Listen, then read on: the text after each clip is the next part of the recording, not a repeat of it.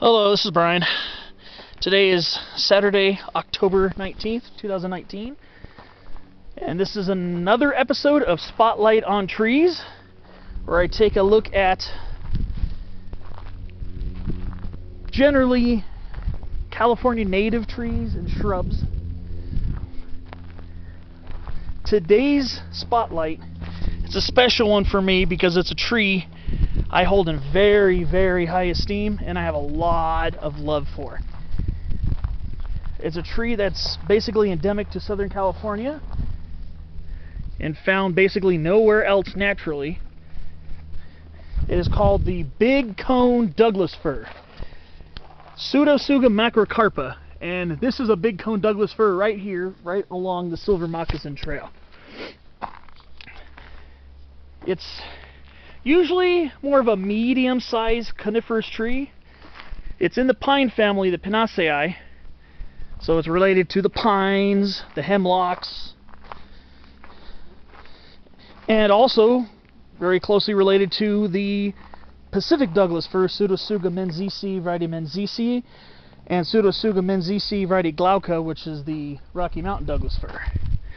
As for these trees, they're a lot smaller than the Pacific Douglas-Fir. The Pacific Douglas-Fir can get well over 300 feet and potentially has been able to reach 400 feet in the past. Bigcone Douglas-Fir usually is under 100 feet tall.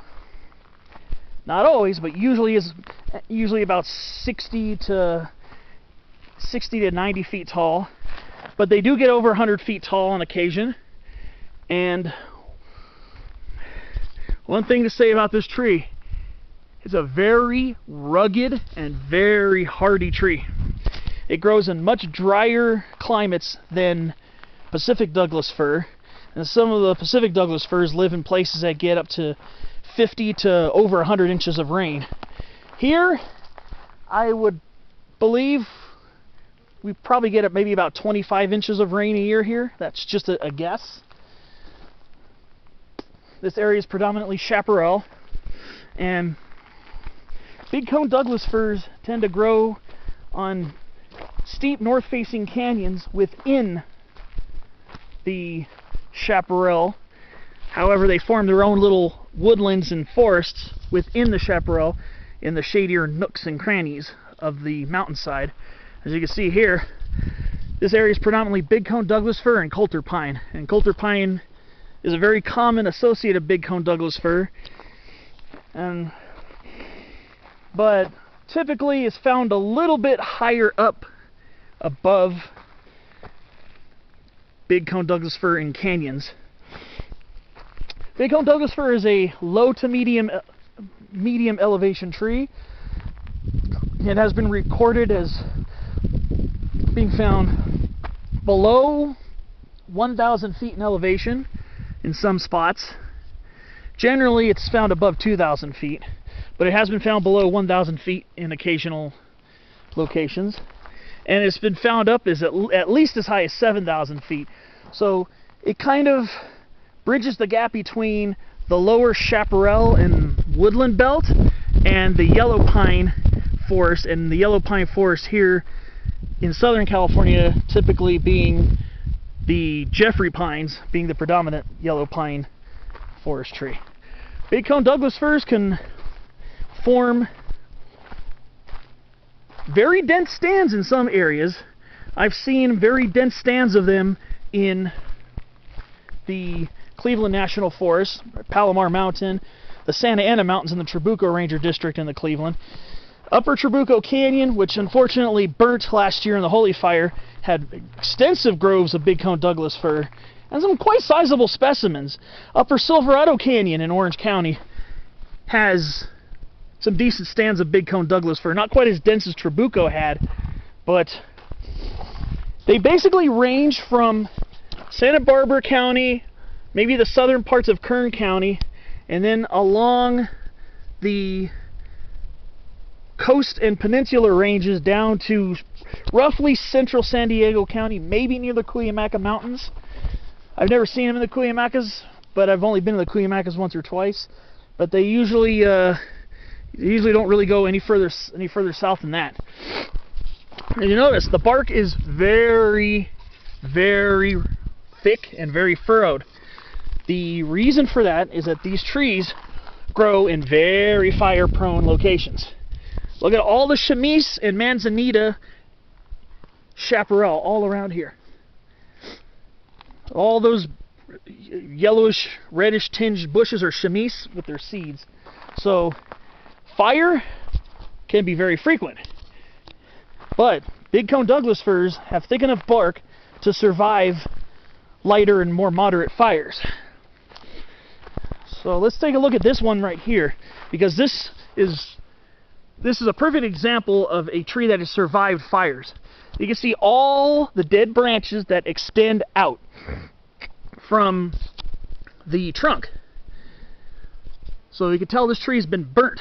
This tree might have even suffered a little bit of damage in the station fire from 2009. I know station fire kind of poked its way around here a little bit.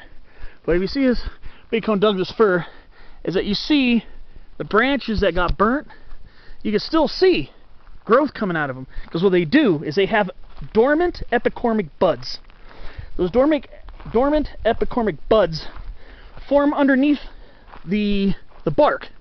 And so when the tree is disturbed by mechanical damage, fire, or whatever, they will resprout from the branches if the fire is not severe enough to burn through the tissue of the tree. That's why their bark is so thick. Really extremely hot fires can and will kill Bigcone Douglas-Fir. So they're not going to survive all the fires. But again, so you can see a lot of trees you'll see, especially in drier canyons like this, where we do kind of have a little bit of a north-facing exposure, but you can tell that the forest is a little more open. It's probably a bit drier here, not quite as moist, not quite as steep. So Bigcone Douglas-Fir has been known to grow in canyons that are more than 45-degree angle steep. This area right here is definitely fire-prone, so these trees will weather a lot of fires. And this is a pretty decent-sized specimen. This one's probably about 80 feet tall. It's just like a regular Douglas-Fir or any tree in the genus Pseudotsuga. We have the needles, which are singular. They're not bundled. In fact, here's a little branchlet. I don't want to pick any live tissue off the trees. Reach it. I mean, this twig is dead. You see the needles are arranged singularly, and they grow around the twig. You can see here, they grow around the twig, and Bigcone Douglas-Fir in the name macrocarpa refer to the size of the female cones, or the seed cones. Seed cones are, I believe, the largest in the genus Pseudotsuga, I believe, and they're much larger than Pacific Douglas-Fir or Rocky Mtn Douglas-Fir. I'm going to try to get some cones right here. I'll try to find a really good example of a cone. Alright, so here's a Bigcone Douglas-Fir cone. Quite a bit larger than your Pacific Douglas-Fir. And of course this isn't the best example of a cone because, well, you see here, there are these little papery bracts that come out of the bottom of the cone scale. So that's very typical in Pseudotsuga, to have a three-pronged bract that comes out from underneath the bottom of the cone scale. I'm trying to find one that has a better example of it, because when they dry off, the bracts sometimes kind of disappear on you. Try to find a good one, which I'm not finding right now. But they have three little bracts that stick out. The differences between Bigcone and Pacific Douglas-Firs, Bigcone Douglas-Fir, their bracts don't stick out as much. Here's a partially open cone. You can see these little bracts here that stick out. So they don't stick out even half as much as Pacific Douglas-Fir. Pacific Douglas-Fir cones, they stick way out. Much more noticeable than a big cone. But like I said, if you study a cone carefully enough, you'll see the little three-pronged bracts. I want to show you a very, very healthy example of a Bigcone Douglas-Fir. This one right here is growing a lot more lushly, and I don't see any fire damage on this one at all. But this tree right here, it's a very healthy Bigcone Douglas-Fir. Got cones all over it. It's got a pointy, narrow top, relatively narrow crown. Bigcone Douglas-Fir crowns tend to be wider than Pacific Douglas-Fir. Wider and more compact, and much shorter in height. But this is a lot closer to what a Bigcone Douglas-Fir can potentially get when it doesn't have a lot of fire disturbance and has to resprout consistently. This tree here is probably about 110 feet tall. So it's a pretty tall Bigcone Douglas-Fir. And in fact, the way this Bigcone Douglas-Fir is growing is actually quite similar to a way a Pacific Douglas-Fir would grow, actually. Especially more so of the Pacific Douglas-Firs you find in the west slope of the Sierras. They tend to be a little more fully leafed than this. Well, like this, more fully leafed, denser foliage, whereas the Bigcone Douglas-Firs tend to be a little lighter in the foliage, meaning not quite as densely packed with foliage.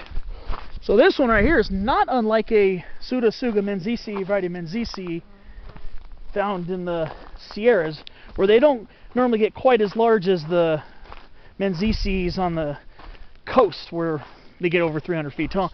Like I said, this is a little more typical of Bigcone Douglas-Fir. So, again, it's found from Santa Barbara County, Kern County, through Ventura, LA, San Bernardino County. The Angeles National Forest, I believe, has the most amount of Pseudotsuga macrocarpa, I believe, growing. So this is where you're going to find it the most. So the Mount Wilson area, if you go over by Mount Wilson, Bigcone Douglas-Firs are even more common over there. A little bit lower elevation and stuff like that. So it's a beautiful Bigcone Douglas-Fir. Is, to me, it's one. I don't like to play favorites, but it is one of my favorite trees. I just find it fascinating. Now, wherever you have Bigcone Douglas-Fir, you can bet you're going to have canyon live oak with it. Quercus chrysolepis. Quercus chrysolepis grows very commonly with Bigcone Douglas-Fir. Basically like two peas in a pod. Kind of like if you're in low elevation canyons, coast live oak and toyon. They're two constant companions. Well, up here, Bigcone Douglas-Fir and canyon live oak are very common companions. And wherever I see Bigcone Douglas-Fir, I always see canyon live oak. Always see canyon live oak. So, just wanted to point that out. What can I say? Bigcone Douglas-Fir is a phenomenally beautiful tree. It's maybe a lot smaller in height than your Pacific Douglas-Fir, but I can't let that take away from how amazingly beautiful these trees are. And they can get quite ragged. In areas that are even more severely fire damaged, they can be very, very ragged. So just remember, single needles, medium length cones that are much larger than Pacific Douglas-Fir. Just remember that. Single needles that form like a bottle brush around the stem. And that's it. This is the Chilao area in the Angeles National Forest near Chilao Visitor Center. I'll see you on the next episode of Spotlight on Trees.